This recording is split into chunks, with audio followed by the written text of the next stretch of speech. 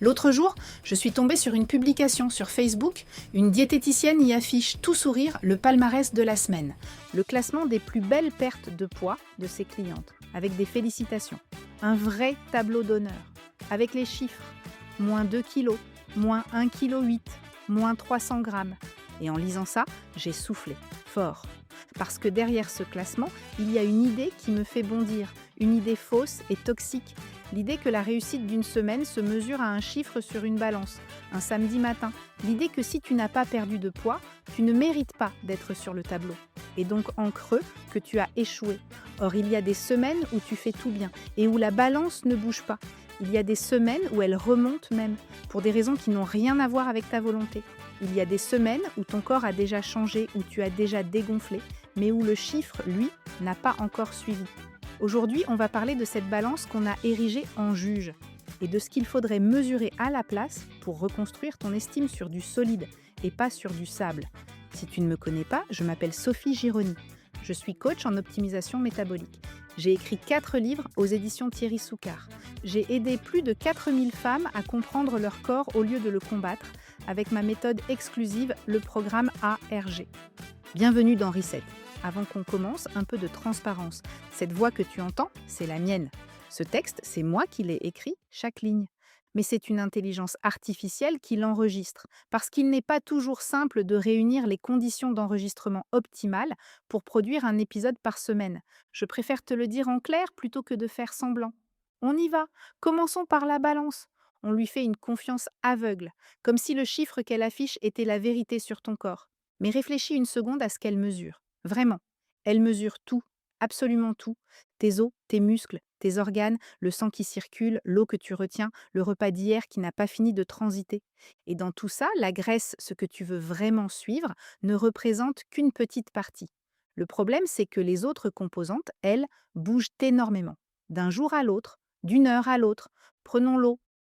Ton corps en contient des dizaines de litres et cette quantité varie sans arrêt. Un repas plus salé que d'habitude et tu retiens de l'eau, la balance monte. Un peu plus de glucides un soir et ton corps refait ses réserves de glycogène, son carburant de stockage. Et chaque gramme de glycogène retient environ 3 grammes d'eau avec lui. Résultat, tu peux prendre 1, 2, parfois 3 kg sur la balance en une nuit sans avoir pris un gramme de graisse, juste de l'eau. Ajoute à ça ton cycle hormonal. Dans la deuxième partie du cycle, et plus encore à l'approche de la ménopause, les variations d'œstrogène et de progestérone te font retenir de l'eau, gonfler, parfois prendre 2 kilos qui repartiront tout seuls. Ajoute le stress, qui fait grimper le cortisol, qui lui aussi te fait retenir de l'eau. Ajoute une nuit trop courte, une inflammation, un entraînement intense qui répare tes muscles. Tu vois où je veux en venir. Le chiffre du samedi matin, ce n'est pas une mesure de ta graisse. C'est une photo prise à un instant d'un système qui bouge en permanence pour 1000 raisons. D'un jour à l'autre, sans rien changer à tes habitudes, ton poids peut varier de 500 grammes, d'un kilo, parfois plus. C'est normal, c'est physiologique. Pour autant, moi aussi, je te recommande de te peser régulièrement. Je recommande même de se peser tous les jours. Oui, tous les jours. Pas pour juger, pour observer, pour comprendre ces variations et réaliser qu'elles sont fréquentes, normales et que justement, elles ne disent rien de tes efforts. La balance, ce n'est pas un juge esthétique, c'est un thermomètre. Une hausse soudaine de 600-700 grammes dans la nuit, ce n'est pas du gras, c'est presque toujours de l'eau. Une réaction inflammatoire à un aliment mal toléré, une nuit trop courte, un stress, un excès de glucides la veille. Ton corps te le dit autrement d'ailleurs. Un visage un peu bouffi, des doigts gonflés au réveil, un ventre ballonné. En te pesant chaque jour, tu apprends à lire ta courbe, tu reconnais le bruit, tu vois l'influence de ton cycle, de ton sommeil, de ton assiette de la veille. Et là, quelque chose de précieux se produit. Tu cesses de paniquer pour un chiffre isolé, parce que tu sais lire la tendance. La pesée quotidienne, ce n'est pas une obsession. Bien lu, c'est tout l'inverse. C'est ce qui te libère du chiffre. Et il y a plus déroutant encore. Parfois, tu perds vraiment de la graisse, mais la balance ne le montre pas. Parce que quand une cellule graisseuse se vide, elle ne disparaît pas d'un coup. Elle peut se remplir d'eau temporairement le temps que ton corps fasse le ménage. Pendant ce temps, sur la balance, rien ne bouge. Ou ça monte. Et puis un matin, d'un coup, le chiffre lâche de 1 kilo, parfois 2. Tu n'as pas maigri cette nuit-là, tu as maigri les semaines d'avant. Ton corps a juste fini par évacuer l'eau qui masquait le résultat. C'est ce que beaucoup de femmes décrivent sans avoir les mots pour le dire. Cette impression d'avoir dégonflé, d'être plus à l'aise dans un jean, d'avoir le visage plus net, bien avant que la balance daigne le confirmer. Ton corps avait changé. Le chiffre, lui, était juste en retard. Maintenant, allons plus loin. Parce qu'il y a des semaines où tu fais tout bien, vraiment tout bien, et où non seulement la balance ne descend pas, mais où elle remonte. Et là, le tableau d'honneur devient cruel, parce qu'il te dit, sans le dire, que c'est de ta faute, que tu n'as pas assez bien fait, que tu n'as pas respecté les règles, que tu as dû mal faire. C'est faux, et c'est même l'inverse de ce que dit la physiologie. La perte de poids n'est pas une équation simple et linéaire où chaque effort donnerait son petit gramme en récompense. C'est un processus multifactoriel qui dépend de bien plus que de ton assiette. Il dépend de tes hormones. Si tu es en périménopause, tu le sais, le terrain change sous tes pieds à chaque pas. La chute des œstrogènes redistribue la graisse, surtout vers le ventre, et rend la perte plus lente, plus capricieuse, même quand tout le reste est en place. Il dépend de ton sommeil. Quelques nuits trop courtes, et ton cortisol grimpe, ta sensibilité à l'insuline baisse, ta faim augmente. Ton corps se met sur la défensive. Il dépend de ton stress. Un cortisol élevé en permanence, c'est de l'eau retenue, et un corps qui rechigne à lâcher ses réserves parce qu'il se croit en danger. Il dépend de ton histoire. Si tu as enchaîné les régimes pendant 20 ans, ton métabolisme a appris à se défendre, à faire plus avec moins. Ça se répare, mais ça prend du temps. Et il y a un phénomène que peu de gens t'expliquent. Quand tu te restreins fort et longtemps, ton corps réagit en baissant sa propre dépense d'énergie. Il apprend à fonctionner avec moins. C'est ce qu'on appelle l'adaptation métabolique. Une étude célèbre a suivi des participants d'une émission de perte de poids extrême. Des années après, leur métabolisme tournait toujours au ralenti. Autrement dit, plus tu as combattu ton corps à coups de privation, plus il peut résister aujourd'hui. Ce n'est pas un manque de volonté, c'est une mémoire biologique. Ton corps n'est pas ton ennemi. C'est un système de survie, hérité de centaines de milliers d'années où la nourriture pouvait manquer du jour au lendemain. Quand tu lui imposes la pénurie, il se met en mode économie. Quand tu le nourris bien et régulièrement, il se sent en sécurité. Et c'est là, seulement là, qu'il accepte de lâcher du lest. Ton poids dépend même de médicaments que tu prends, peut-être, de ta thyroïde, de ta génétique, de tes allergies, de la température extérieure. Tout ça, ça n'a rien à voir avec ta volonté.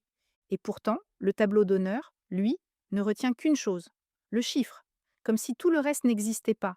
Le tableau d'honneur t'est interdit quand tu traverses un plateau. Ces périodes où le corps semble bloqué, où rien ne descend pendant 2, 3, 4 semaines. Et tu le vis comme un échec, comme la preuve que ça ne marche plus. Et c'est confirmé par le tableau d'honneur, on ne t'y met plus, honte à toi. Tu ne mérites plus d'être félicité. Alors que très souvent, le plateau, c'est ton corps qui s'ajuste, qui se réorganise, qui consolide avant de repartir, et que c'est justement le moment où il faut te féliciter de maintenir tes efforts, de prendre les bonnes décisions, de ne rien lâcher. Le corps ne perd pas en ligne droite, jamais. Il perd par paliers, par à-coups, avec des pauses.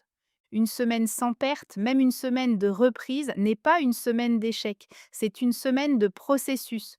La graisse ne se construit pas en un week-end, elle ne s'évapore pas non plus en un samedi matin. Mesurer ta valeur, ta réussite, ta motivation sur ce que dit la balance sur 7 jours, c'est comme juger le climat à partir de la météo d'un seul après-midi. Le vrai problème de ce tableau d'honneur, ce n'est pas seulement qu'il est imprécis, c'est qu'il est destructeur. Vraiment.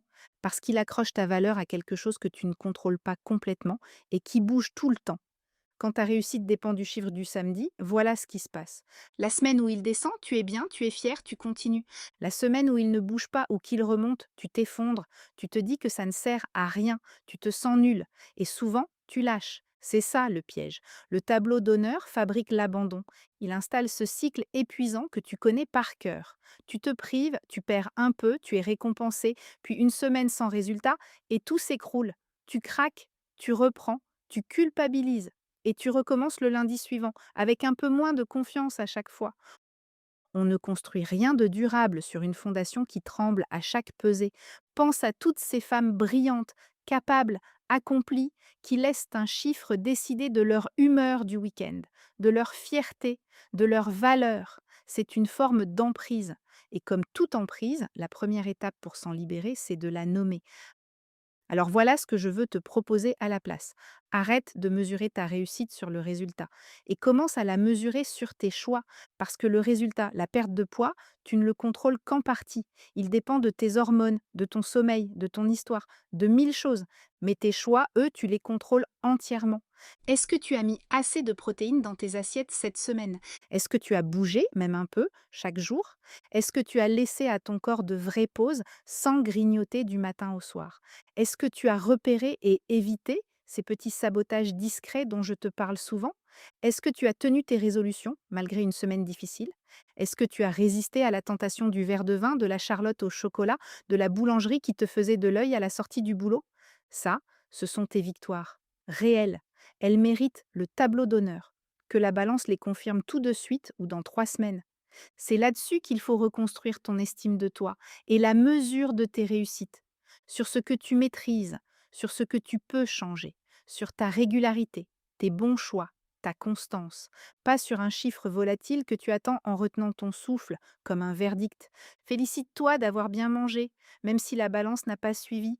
Salue ta régularité, même un mois sans grand changement visible. Et apprends à voir les autres signes, ceux que la balance ignore. Un pantalon qui ferme plus facilement, une énergie plus stable l'après-midi, un sommeil plus profond, des fringales qui s'espacent. Ce sont des victoires réelles et elles arrivent souvent bien avant que le chiffre ne bouge. C'est cette régularité-là et elle seule qui finit toujours par payer. Le corps suit, toujours, mais à son rythme, pas à celui d'un classement sur Facebook. C'est exactement cette logique que j'ai voulu mettre dans mon travail et dans les outils que je crée. Mesurer ce que tu fais, valoriser tes choix, te montrer ta tendance sur la durée et jamais te coller une note hebdomadaire.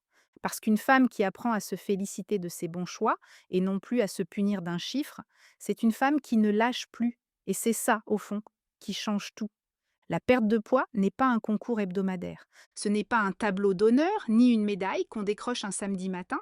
C'est une trajectoire faite de hauts, de bas, de plateaux, de semaines où le corps avance en silence avant de le montrer. Tu n'as pas échoué parce que la balance n'a pas bougé cette semaine.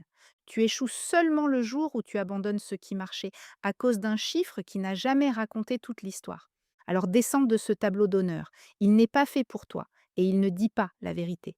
Reconstruis ta fierté sur tes choix, sur ta constance, sur tout ce que tu maîtrises vraiment. C'est comme ça que tu t'inscriras dans la dynamique saine et durable nécessaire pour perdre du poids. C'est tout pour aujourd'hui. Je te retrouve la semaine prochaine pour un nouveau reset. Si tu veux me retrouver chaque matin, abonne-toi à La Quotidienne, ma newsletter gratuite, sur sophiegironi.coach. Je te mets le lien dans la description de l'épisode. D'ici là, prends soin de toi et souviens-toi, la perte de poids n'est pas un concours hebdomadaire.